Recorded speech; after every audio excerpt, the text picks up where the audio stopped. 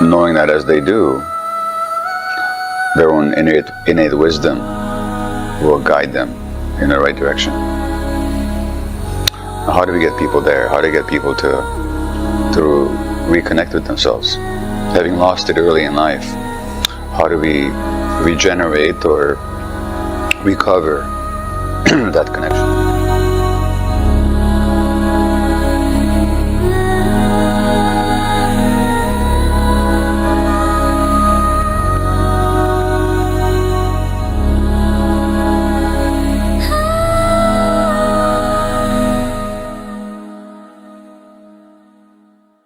What if the key to healing wasn't about diving into our painful past, but about simply showing up for ourselves right here, right now? Compassionate inquiry, a practice that doesn't demand endless storytelling or digging through years of history, is all about that present moment connection and guiding us back to our own inner wisdom. Do you ever feel like healing's supposed to mean digging through every old wound? What if it didn't? What if real healing was about being here, right now, just showing up for ourselves in the present moment? The more experienced I get, the more simple working with people seems to me.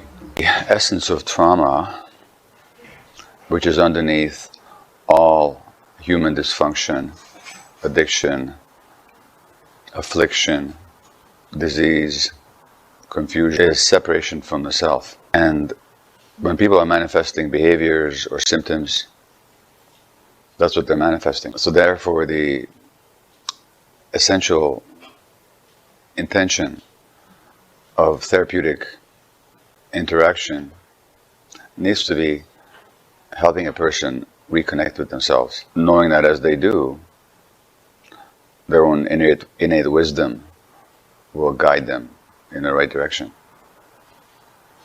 Now, how do we get people there? How do we get people to reconnect with themselves? Having lost it early in life, how do we regenerate or recover that connection?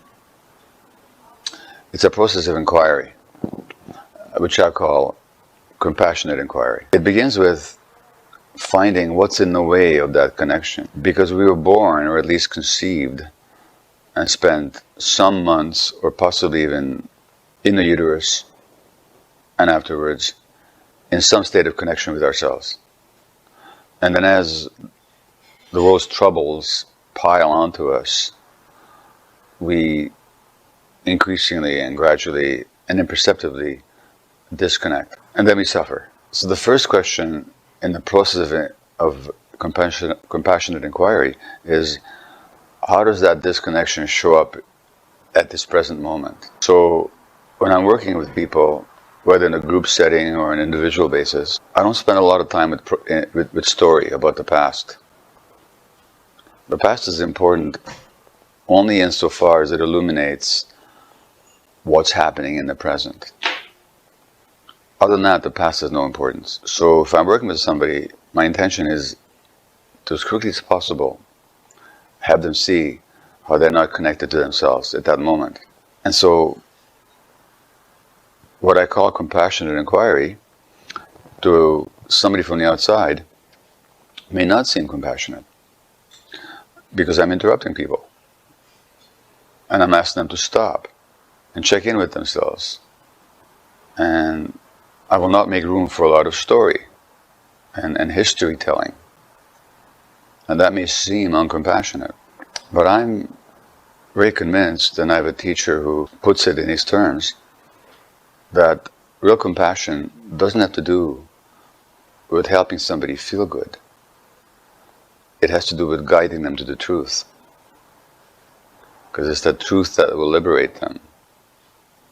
So the fundamental compassion has got nothing to do with how good somebody feels in a moment or how bad they feel at the moment. It has to do with, are they being helped along to find the truth? Now, of course, the same teacher also says that only when compassion is present will people allow themselves to see the truth. But it's a fierce kind of compassion. So when I talk about compassionate inquiry, I'm talking about a fierce compassion that is not afraid to guide people to some painful places, not in the past, but in the present.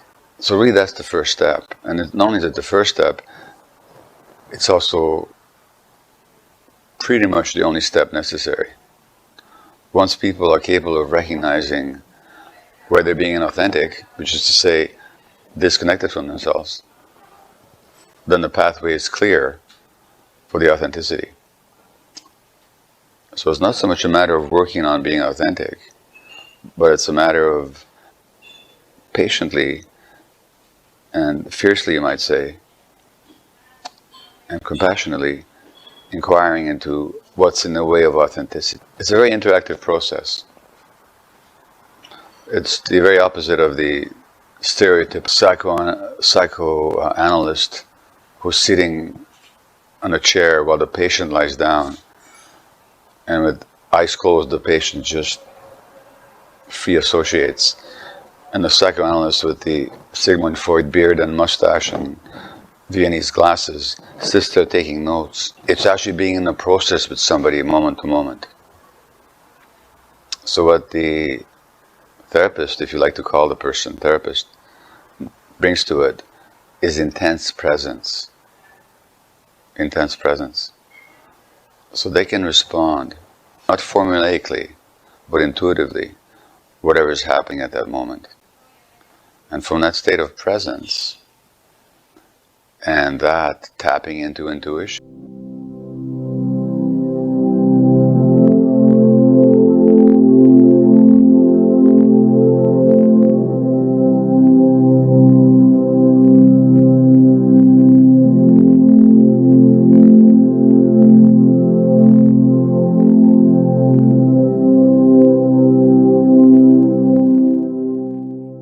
I am coming on to share with you a brief practice with breathing and compassionate inquiry to create some more balance and softness with yourself in this moment for whatever might be present for you today. And I'd love to start by inviting you into a mindset of inquiry and self-compassion. So when we go towards ourselves with compassionate inquiry, it's not an inquisition, right? There is no scrutinizing, no need to criticize anything that is present for you here and now.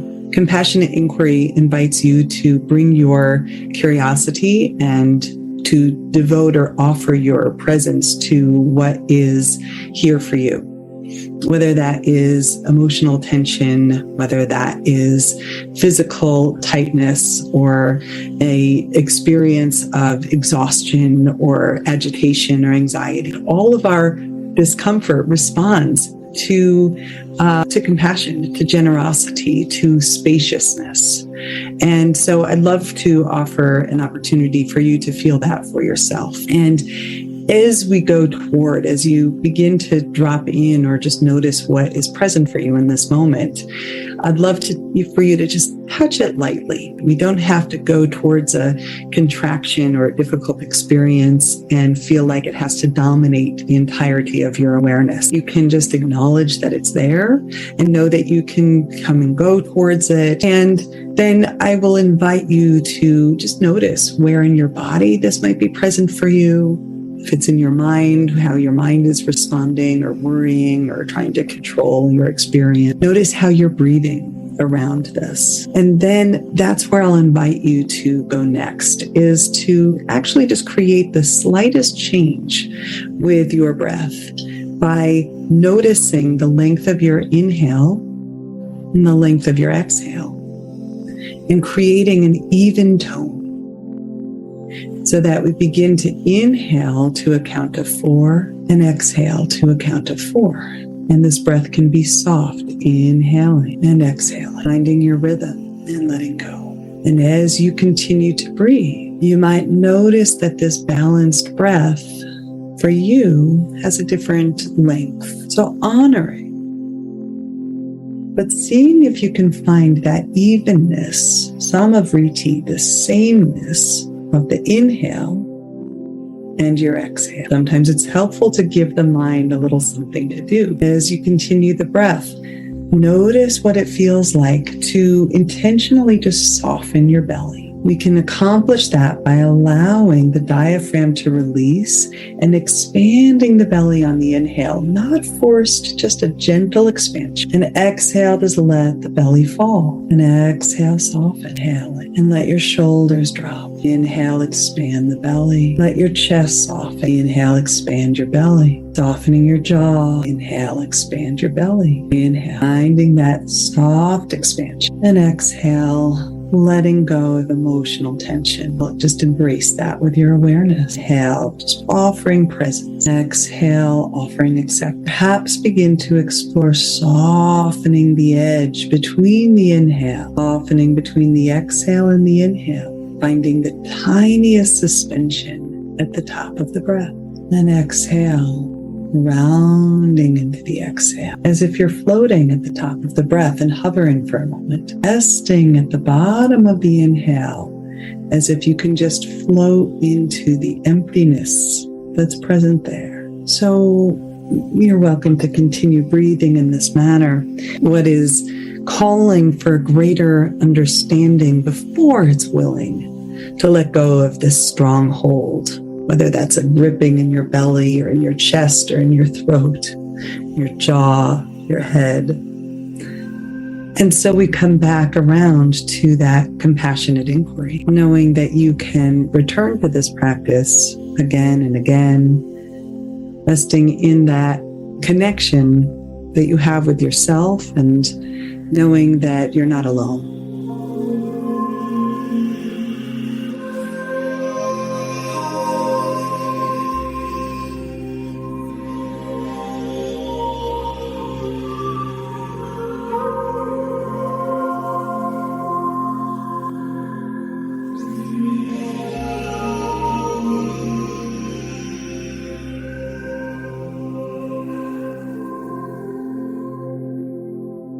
So I'm learning about this thing called compassionate inquiry, and it's flipping my idea of healing on its head. I used to think that working through stuff meant diving deep into my past, unearthing all those memories. But what if it's actually simpler than that? What if it's more about seeing where I'm disconnected from myself right now and reconnecting? And it's not just about sitting back and getting cozy with our thoughts. It's this idea of fierce compassion, which I know sounds intense. But it's a type of compassion that isn't afraid to push us, to ask us to face the tough stuff, and not just to make us feel good in the moment. Then there's the breathing part. One of the speakers talked about how breathing with intention, finding that evenness in our inhale and exhale, can actually bring us back to ourselves. It's simple, but kind of powerful, you know? Not like some instant cure for all the things I'm dealing with, but it's grounding. Just that idea of softening up through my breath, letting go a little bit of whatever tension's hanging around. And once I feel steady, maybe I can face whatever it is that's got me tangled up inside. I guess what really clicks for me with compassionate inquiry is that it's not about fixing myself or my emotions right away. It's more like giving myself the space to actually be with myself, like real presence.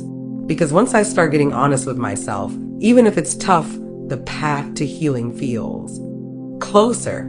And maybe that's the whole point. Real healing is less about fixing the past and more about being here for me right now. Don't forget to like, comment, and subscribe to Inside Serene, a channel dedicated to helping you navigate your healing journey.